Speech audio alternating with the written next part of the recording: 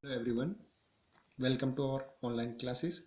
Today we discuss about unit number 2 cyber safety. Cyber safety क्या है? Cyber safety generally refers to a set of discipline and action taken to protect personal information. जो personal information है हमारी उसको protect करता है और कुछ एक्शन लेता है, उसी को हम साइबर सेफ्टी कहते हैं. The threats of viruses and malware. Malware मतलब एक वन टाइप ऑफ वायरस है, ये भी are there. Unauthorized threat like hackers bringing down website, stealing sensitive information. जो अनऑथराइज जो होते हैं उसमें थ्रेट्स वायरसेस आ जाते हैं. उससे क्या होता है, हैकर्स हमारी जो वेबसाइट है उसको तोड़ देते हैं, हमारी जो इंफॉर्मेशन है उसको चुरा लेते हैं. तो साइबर सेफ्टी बहुत ही ज़रूरी है हमारे इसमें. Next is identity protection.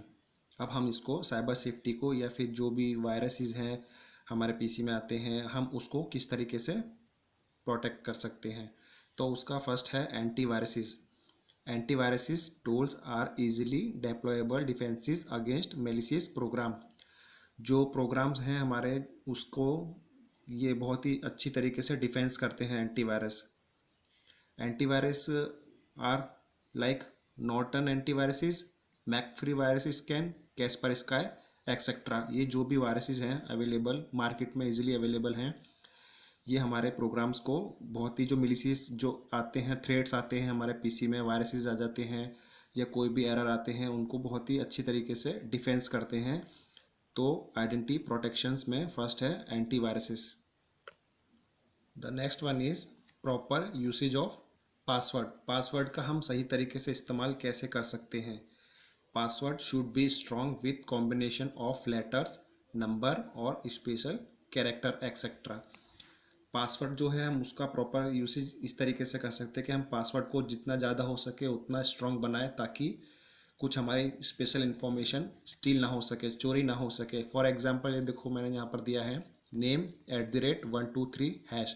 Name यहाँ पे आपका कोई भी नेम रखना हो कुछ भी, इसमें नंबर्स कुछ भी रख सकते हैं यहाँ पर हैश. इस तरीके का कॉम्बिनेशन पूरा बनाकर आप एक स्ट्रॉन्ग पासवर्ड क्रिएट कर सकते हैं, तो वो एक प्रॉपर यूसेज ऑफ पासवर्ड हो जाएगा. Next one is privacy. Privacy क्या है? You can save your password and protected. Put a password in documents. Documents में भी पासवर्ड लगा सकते हैं हम. Files etcetera is called a privacy. Privacy है क्या? प्राइवेसी कोई भी हमारे कंप्यूटर में कोई भी फाइल्स है, इमेजेस है, ऑडियो है, मूवीज़ हैं, कोई भी उसमें भी हम अपना पासवर्ड क्रिएट कर सकते हैं, लगा सकते हैं, उसको हम प्राइवेसी कहते हैं. Okay. The next is confidentiality of information. Information को हम कॉन्फिडेंशियल कैसे रख सकते हैं अपने इंटरनेट पे या फिर अपने पीसी में. ठीक है, तो उसी के बारे में हम पढ़ेंगे. Internet is a public platform. Public platform है इंटरनेट, सबको पता है, ओपन सोर्स है, कोई भी यूज़ कर सकता है. The sites you visit, the thing you search on it, the post you put it on a social networking sites are visible to public. हम कोई भी साइट विजिट करते हैं इंटरनेट पे, या कुछ भी चीज़ देखते हैं या कुछ भी सर्च करते हैं या कुछ भी हम पोस्ट करते हैं सोशल नेटवर्किंग पर, वो सब विजिबल है पब्लिक, वो पब्लिकली विजिबल है. ठीक है, जो भी हम पोस्ट करते हैं, जो भी हम करते हैं उसमें इंटरनेट में, कुछ भी अपने विजिट करते हैं साइट्स, ठीक है, वो विजिबल है टू द पब्लिक. लेकिन कुछ इन्फॉर्मेशन ऐसी होती हैं, but there must be some information like your credit card, history of bank details etcetera which you do not want to make public. कुछ डिटेल ऐसी होती हैं जो कि आप नहीं चाहते कि किसी पब्लिक को शेयर हो या किसी को भी वो हमारी इन्फॉर्मेशन, पर्सनल इन्फॉर्मेशन कोई देखे, जैसे कि क्रेडिट कार्ड की इन्फॉर्मेशन, बैंक की डिटेल्स, जो कि नहीं आप चाहते कि किसी से पब्लिकली हो. तो उसके लिए कॉन्फिडेंशियली ऑफ इन्फॉर्मेशन रहती है, वो ऑथराइज जो यूज़र होता है सिर्फ वही यूज़ कर सकता है. तो ये होता है कॉन्फिडेंशियलिटी ऑफ इंफॉर्मेशन. ये नोट में मैंने इसकी एक डेफिनेशन लिखी है. Confidentiality of information ensure that only authorised user can access. Authorise user जो है सिर्फ वही एक्सेस कर सकता है हमारी कॉन्फिडेंशियलिटी ऑफ इंफॉर्मेशन. ये इसकी डेफिनेशन है. Next topic is reporting cyber crimes.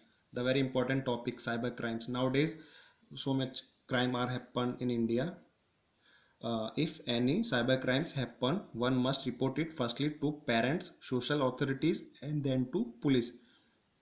आजकल हमारे इंटरनेट पे बहुत सारे साइबर क्राइम्स होते हैं, हैरेसमेंट केसेस आते हैं, कोई मिसयूज़ करता है हमारी वेबसाइट का, कोई हमारे फ़ोटो अपलोड कर देता है। तो उसके लिए हमें क्या रिपोर्ट करना है, किस तरीके से हमें फाइल करना है, किस तरीके से हमें एफआईआर करनी है, किस तरीके से हमको इस चीज़ से बचना है, वही इसमें आपको पढ़ना है।